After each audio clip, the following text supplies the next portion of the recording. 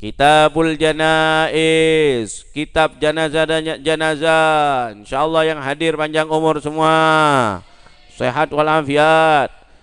Tapi kita itu diperintahkan oleh Nabi. Apa kata Rasulullah?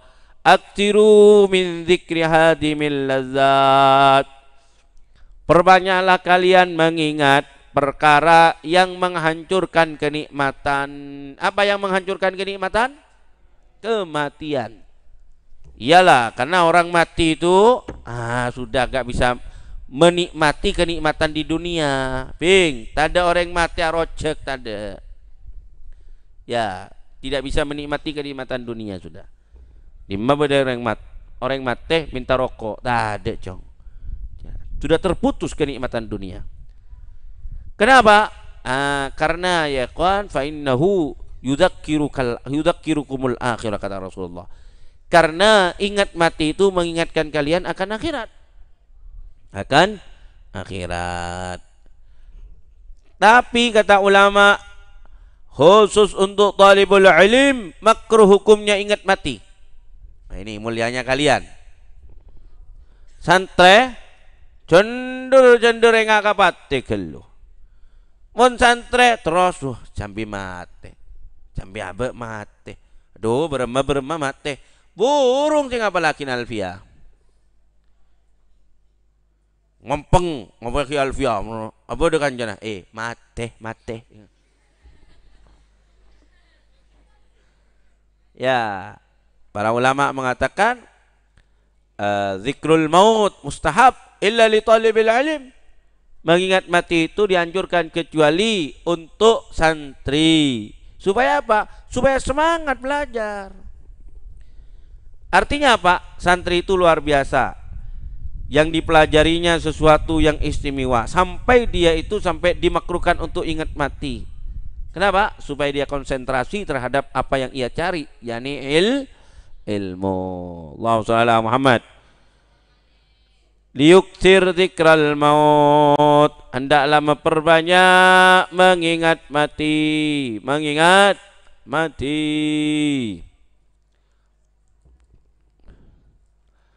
Taib. Itu guru saya menambahkan, ada lagi mayam bagi dzikrul maut, katanya. Tidak seyogyanya ingat mati. Saya tanya, siapa ya Ustadz? Kata beliau, selain talibul ilim, ada lagi yang makruh, yang tidak bagus ingat mati. Siapa ya Ustadz? Lalu kata Ustadz Muhammad bin Ali bin Hilal, beliau mengatakan al-arus, pengantin baru. Wah, embo gelu jender ngak kapate. Ya, gun maso waduan bareng bini. Duh, Dek. Mati deh doh. Bakal mati. Ayo pejang bi. Aduh, tak ada ci ambu gelu.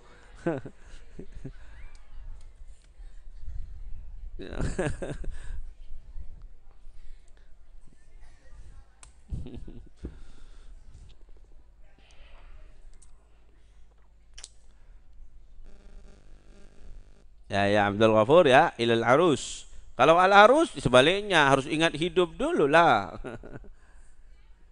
Kalau misalnya orang pengantin baru, pas tuh kapan nih saya kecil.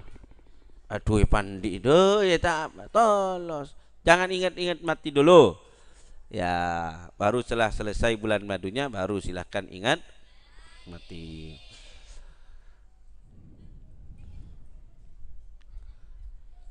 Iya kan gak ajib kalau misalnya dia baru aja bulan madu sama istrinya diajak, Mas, dan jalanan toreh. Ada kakak mah dinner biasa kan ki nyaran Dek mate. Lah aja kamu mate. Ya terus mate bur. Wa yasta'idda bit taubati wa raddil mazalim. Dan hendaklah bersiap-siap dengan taubat, wa raddil mazalim, mengembalikan mazalim, perkara-perkara yang dizalimi. Ya, barangkali kalian pernah ngambil uangnya temannya atau minjem uang temannya lalu tidak dibayar, tidak ditunaikan, maka ketika kalian hampir mati kabala ke anan, nak babu engkau ngincem bila melekodung orang ngincem lemebu kabak fulan tai berjeri sampai setiap bingkok sengak ya berjeri begitu. Wal maridu akad, dan orang yang sakit akad, sangat dianjurkan, sangat dianjurkan. Ini apa namanya,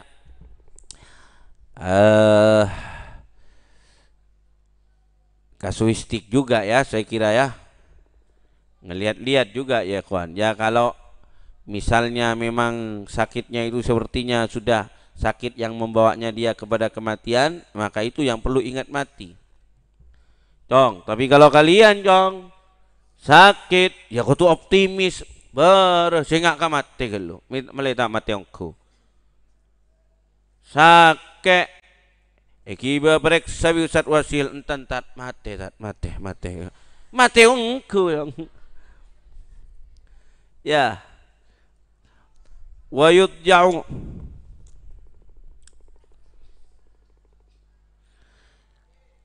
Mati itu sebetulnya ya kawan hanya tidak bergeraknya anggota badan. Hanya tidak bergeraknya anggota badan. Kalau roh kita nggak ada matinya. Roh kita itu tidak mati. Roh kita itu ya kawan tetap ada. Ila yaumil qiyamah, bahkan ilal akhirah tetap ada. Taib. Nah, yang kadang-kadang terlambat matinya itu korin. Setiap kita, seperti yang disabdakan oleh Rasulullah, setiap kita ini memiliki korin. Korin itu sejenis setan, anak buahnya setan, yang berupa kita, seperti kita. Tugasnya itu ya membisikkan bisikan jahat kepada kita. Taib. Maka kalian kadang-kadang mendapati ada kematian yang tidak wajar. Misalnya ya, ada orang mati arade, ternyata suaranya masih ada di tempat orang arade itu. Aduh, gitu ya. Itu bukan orang mati itu hidup lagi lah, korinnya masih terlambat. Orang itu ya mati maka korinnya ikut mati, dan kadang-kadang matinya ini enggak barengan. Tuh kata para ulama seperti itu. Orang tabrakan bertelon, ya ternyata setelah tabrakan ternyata masih ada suara apa namanya merintih, sakit, ada orang namanya korin ya. Nah, kadang-kadang juga orang meninggal, misalnya di ranjang ini ranjang misalnya ya. Taib, lalu ini ada lemarinya. Tahu-tahu kelotak gini. Itu bukan orangnya kembali lagi hidup lah, tapi korinnya masih tetap di sana, belum mati. Taib. Jadi nggak ada namanya orang hidup lagi, nggak ada. Yang ada itu roh. Nah, apakah roh itu bisa melakukan kegiatan-kegiatan yang zahiri? Apakah roh bisa mengangkat kitab?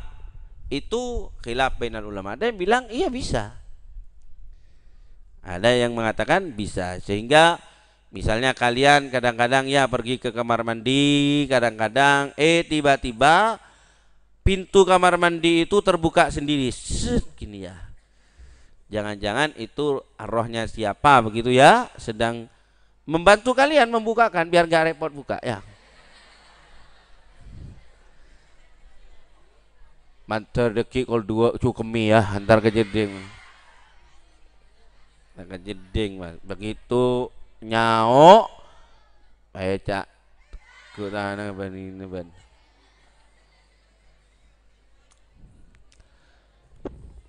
Anak laki Ya gak ada, coba itu gak ada, Cong. Ada laporan sama saya, ada Buya. Saya mau ke kamar mandi ya Buya, dari kamar mau ke kamar mandi, tahu-tahu ada seperti dorong saya, bening baan ruas sok mana kita kompol. Ente masih setengah sadar sudah mau ke kamar mandi. Ngasih sotok bioreng. Padahal ki setengah tedung, ya mata ada curung ngepeki setengah tedung. Udahlah, jangan ada yang bilang bahwa di sini setiap hari kita bacain Yasin tabarak wirid. Masa beda? Coba nah. Betul? Betul? Baik.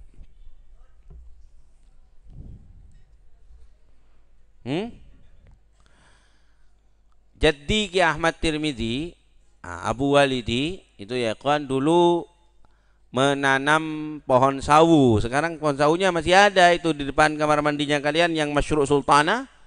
Ya, itu pohon sawu itu ditanam oleh Ki Ahmad Tirmidzi.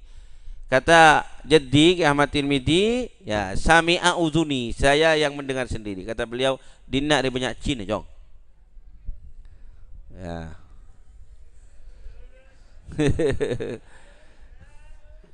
Ya tapi insyaallah tak masalah. Ya jelah polong pada Cina.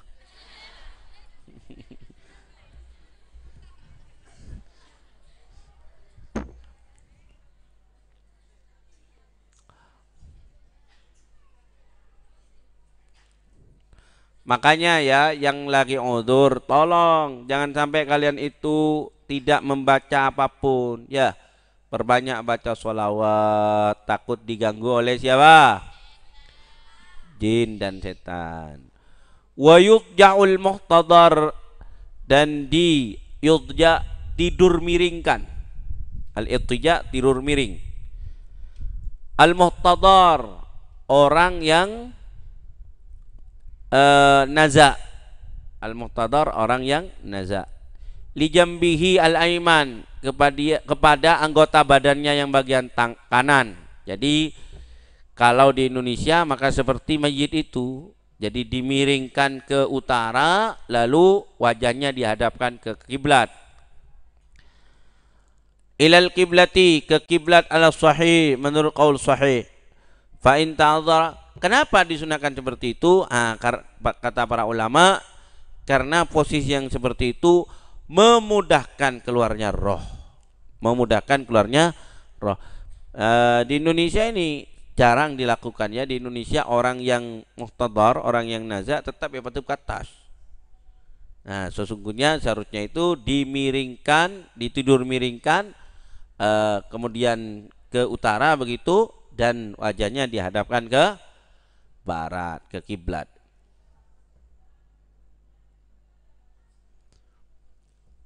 Nah, kok sunyi? Kenapa? Ini kami berjin ya.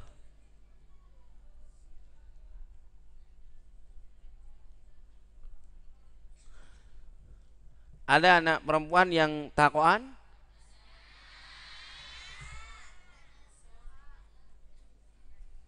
Ya, semakin takutan maka semakin diganggu oleh jin. Semakin diganggu oleh jin. Fa in ta'azzara, kalau uzur lidhiqi makanin, karena sempitnya tempat, wanahwi dan sepertinya, ulqiyah, maka dilemparkan ala qafah, atas qafahu. Apa qafah? Tengkuk ya, kepala belakang, tengkuk ya. Artinya ditidurkan ngadep ke atas, wajhu ahmasahu lil kiblah, dan wajahnya dan ahmasahu. Apa ahmasah? Al-munkhafid minar rijlain. Al-munkhafid minar rijlain. Apa? Ya kedua kaki itu maksudnya ya. Kedua kaki kepada kiblat. Jadi dimiringkan kepalanya di timur, kemudian kakinya di barat. Ngadep ke atas. Ngadep ke atas. Kalau apa tidak bisa. Ya sorry. Kalau tidak bisa, itu dihadapkan ke atas dengan duduk. Dihadapkan ke barat dengan duduk. Dihadapkan begini. Duduk. Insya Allah panjang umur semuanya, amin. Kalau ada orang muhtadhar, jangan lari, Cong. Kamu sebagai santri, kamu yang wajib menanganinya. Di antaranya ditalqini, la ilaha illallah. Ada ulama mengatakan bisa juga dengan dibacakan Allah. Kenapa dibacakan Allah? Karena kata sebagian ulama, khawatir kalau kita mentalqin la ilaha illallah, khawatir dia kemudian mengatakan tidak. Nah, kalau kemudian dikatakan Allah, Allah tidak, itu kan enggak risiko. Tapi kalau la ilaha illallah tidak, oh itu kan risiko. Nah, kalau sudah mengucapkan la ilaha illallah, sudah jangan ditalqini lagi, sudah. Ya. Jangan kemudian kalian mengatakan nyebut nih. Ya, nyebut. Akhirnya innalillah, pentol gitu akhirnya. Disebut. Ada kan itu innalillah, saya lihat itu di YouTube, benar bangga, Allahu alam ya, kan orang naza puter-puter macam-macam. Karena yang nalqini keliru, jadi langsung ditalqini la ilaha illallah. Itu di samping mengajak agar yang muhtadhar mengucapkan la ilaha illallah, juga mengusir setan yang sedang mengganggu al-muhtadhar. Ya ikhwan, hati-hati ya, Allahumma rzuqna husnul khatimah, amin. Orang yang muhtadhar itu diganggu oleh setan dengan berupa bapaknya, berupa ibunya, berupa gurunya, bahkan berupa gurunya. Ini kalau tidak hati-hati. Tapi kalau ikatan batinnya dengan gurunya itu kuat, kata para ulama, maka gurunya justru datang untuk menyelamatkannya. Datang bapaknya, berupa bapaknya, untuk ngajak apa? Untuk agar dia itu kafir, tidak mau bersyahadat. Na'udzubillah. Taib. Al-Imam Ahmad, kalau nggak keliru ya, Al-Imam Ahmad bin Hambal, beliau itu pernah hampir meninggal. Lalu ketika dia itu dalam keadaan naza, putra-putrinya mengatakan, "Qul ya abati, qul la ilaha illallah, la ilaha illallah." Lalu Al-Imam Ahmad mengatakan, la. Nangis semua putra-putrinya. Abah ini yang setiap harinya sibuk dengan menulis hadis, setiap harinya sibuk mengajar, kok tahu-tahu di akhir hayatnya dia itu tidak mau mengatakan la ilaha illallah. Selamat Al-Imam Ahmad dari naza, gak jadi meninggal. Akhirnya ya kawan, setelah sehat ditanya, ya abati, wahai abah, ketika engkau naza, engkau kami talqin untuk membaca la ilaha illallah, tapi engkau mengatakan la. Ada apa itu wahai abah? Apa Imam Ahmad mengatakan? Oh begini, wahai putra putriku, ketika aku naza itu datang setan kepadaku, lalu dia mengatakan, qul ya Ahmad anallah, aku adalah Allah. Maka Imam Ahmad mengatakan, la, kamu bukan Tuhan. Jadi la-nya itu bukan kepada putra-putrinya, tetapi kepada setan yang mengganggu dia. Nah, dari cerita ini juga dapat kita ambil hikmah dan kesimpulan ya kawan, bahwa kita dilarang suudzon kepada kaum mukminin. Ya, meskipun orang itu dalam keadaan meninggal, misalnya menampakkan sesuatu yang seakan-akan dia itu su'ul khatimah, maka kita dilarang suudzon. Tapi kalau sebaliknya ada orang meninggal, Masya Allah wajahnya bersinar-sinar, Masya Allah tersenyum dia, ini bisa kita katakan husnul khatimah, karena ini husnudzon. Kalau husnudzon itu nggak ada risikonya. Yang berisiko kalau kita suudzon, meskipun ada alamatnya, misalnya ketika dia mau meninggal, misalnya wat-watan, aduh Jangan kalian itu kemudian iya cat mun mabuduan bese. Iyalah suul khotim aja. La. Karena kamu keliru di dalam berhusnudzan itu enggak ada masalah, enggak ada resikonya. Tapi kamu keliru dalam suudzan itu nanti berhadapan dengan orang yang kamu suudzani. Ya, Allahumma shalli ala Muhammad. Ya, lebih baik kalian itu husnudzan.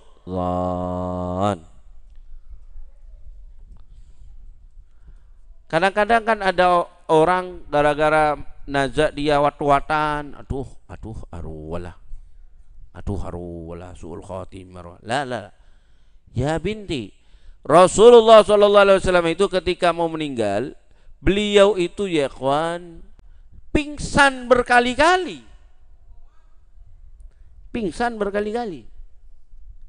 Maka jangan sampai kalian suudzon karena ada tetangga, teman atau siapa saja nazaknya itu dianggap sulit, lalu dianggap bahwa dia itu su'ul khatimah. Na'udzu Allahumma rzuqna husnal ya rabbal alamin.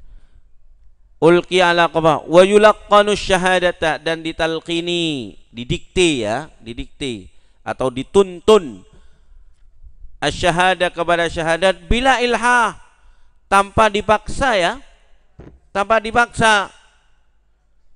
La ilaha illallah walan tahu cak tapok pepen ngucak mak marah mak.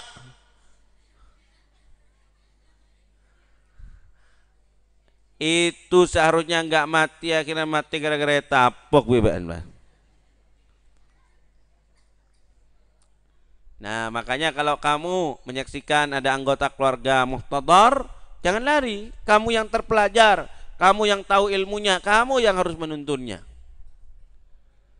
Otaman binian, cetoman na, bola noreng na Jawa tako nyingke. Betul?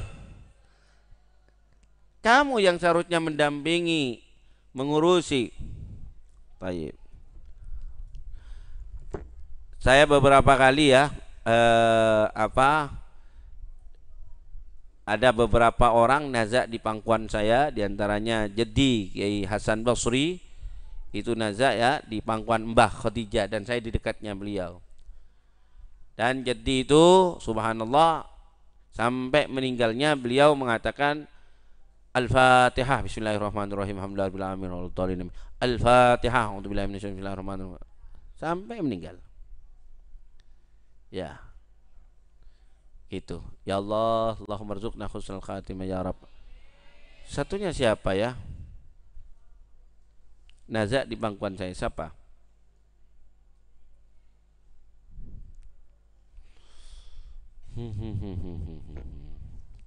Betamat bata semangat odi ya.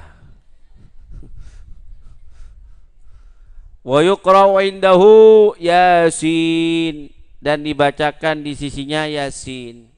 Yasin yakni ila akhiril ayat, ila akhiris surah. Benar Yasin. La. Wal yusin dhannahu bi rabbih subhanahu wa ta'ala, hendaklah dia memperbagus sangkaannya kepada Allah subhanahu wa ta'ala. Ini penjelasannya panjang ya. Wal yusin dhannahu bi rabbih subhanahu wa ta'ala. Insyaallah kita teruskan besok atau kapan ya pelajaran saya lagi. Ini perlu diterangkan, kita husnudzan kepada Allah subhanahu wa ta'ala, karena Allah ta'ala berfirman di dalam hadis qudsi, ana inda dhanni abdi bi falyadhunna abdi ma sya. Aku menurut prasangka hambaku terhadapku, maka hendaklah hambaku itu menyangka aku apa yang ia kehendaki. Kalau hamba Allah menyangka baik kepada Allah, maka insya Allah yang akan terjadi baik pula. Subhanakallahumma bihamdik asyhadu an la ilaha illa anta astaghfiruka wa atubu ilaik. Taqabbalallahu minkum. Ayo tafadhal. Yang